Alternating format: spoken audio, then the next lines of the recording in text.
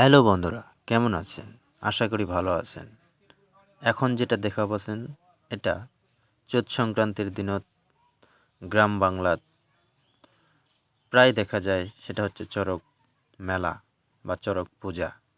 এখন যে চড়ক মেলা বা পূজাটা দেখা পাচ্ছেন এটা দক্ষিণ দিনাজপুর জেলার গঙ্গারামপুর ব্লকের সরঙ্গলা এর পাশে অবস্থিত ভাদ্রা গ্রামের চড়ক মেলার দৃশ্য। অপূর্ব সুন্দর চড়ক কীভাবে গাছ ঘোরানো হয় তার একটা সুন্দর দৃশ্য তোমরা দেখিবার পারছেন।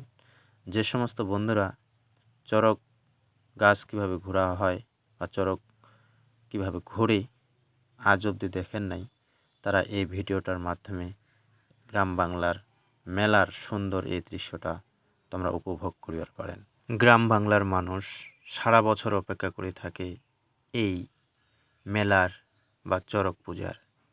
এই মেলা বা চড়ক পূজার আত্মীয় স্বজন সবাই একত্রিত হয় এবং মহা আনন্দের সহিত দিনটা ধর্মীয় দিক থেকে পালন করে এবং সামাজিক দিক থেকেও পালন করে।